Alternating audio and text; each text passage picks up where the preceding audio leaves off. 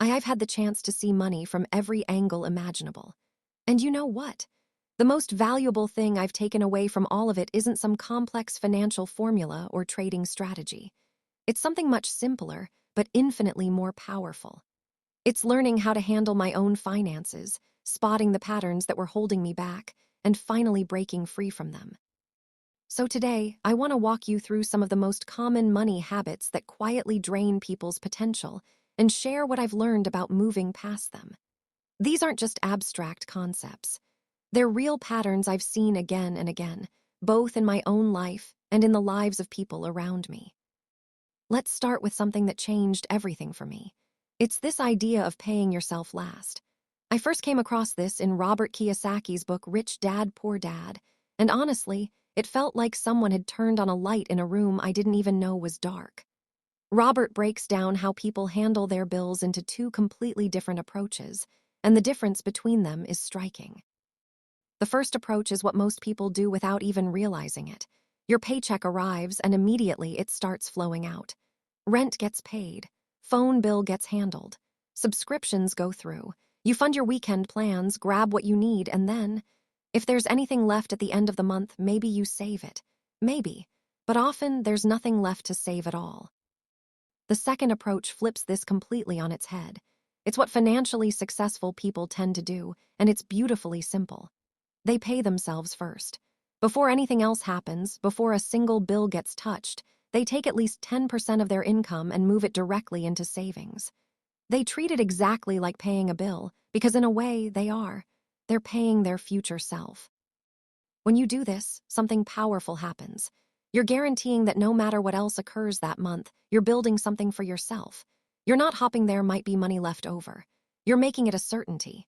And here's the thing. You'd be amazed how quickly you adapt. Your spending naturally adjusts to what remains, and before long, you don't even miss that 10% because it was never really in your budget to begin with. Now let's talk about debt, because this is where things get a little uncomfortable for a lot of people. And I get it. Debt has become so normalized in our culture that it almost feels strange not to have it. People are using credit cards and buy now pay later schemes for the smallest things. Presents, clothes, everyday purchases, it's just become the norm. But here's my rule, and it served me incredibly well. Unless I can afford to pay for something outright in cash, I shouldn't be buying it with debt, period. Because here's what we need to remember.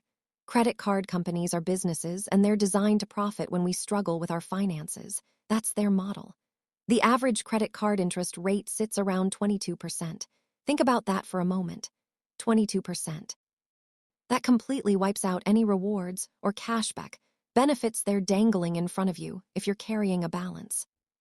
Getting comfortable with bad debt is one of the quickest ways to trap yourself in a cycle that's incredibly hard to break. And breaking free from it ties directly back to that first habit we talked about, paying yourself first. When you're consistently setting money aside, you're building a buffer. Financial experts often talk about having 6 months of expenses saved up as an emergency fund, and the way you get there is through that 10% habit. Start putting it away. Let it build. And once you have that stockpile established, the additional money you save can start flowing into investments, into building real wealth. There's another pattern I see constantly, and it's this: not actually knowing your income or expenses properly. And I know that might sound basic, but stay with me here, because this is more common than you'd think. Until you know where you're starting from, how can you possibly know where you want to go?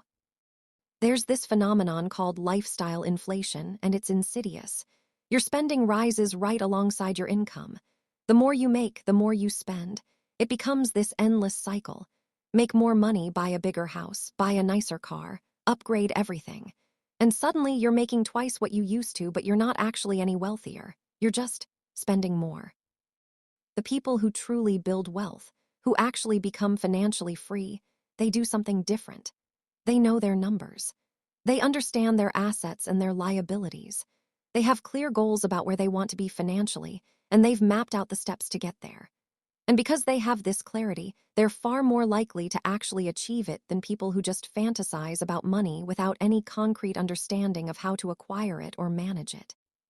Sometimes, just seeing those numbers in black and white is enough to trigger real change. There's something about confronting the reality of your financial situation that cuts through all the noise and forces you into action. Let me touch on something that might hit close to home for some of you: expensive hobbies. A lot of people love to shop, and look, I understand the appeal. Shopping can feel therapeutic. It's enjoyable in the moment. But if it's become your primary hobby, if it's your main source of entertainment and fulfillment, that's worth examining. Because here's the fundamental equation when it comes to improving your financial position. You can save more of your existing income, or you can create more income streams. Ideally, you want a mixture of both. You can't build real wealth if you're making more money but spending it all. But you also can't build wealth if you're only focused on saving, because there's a natural cap to how much you can save. Using cashback sites and clipping coupons will only take you so far. To truly build wealth, you have to think about both sides of the equation. How can you save a larger percentage of what you're earning? And simultaneously, how can you increase what you're earning in the first place? The saving side has limits. The earning side doesn't. It's infinite. There's unlimited potential whether you're investing in the stock market, asking for a raise, starting a side project, whatever path makes sense for you. Now here's something that might surprise you. Taxes are going to be the single biggest expense of your life. Everyone has to pay taxes, of course. That's part of living in a functioning society.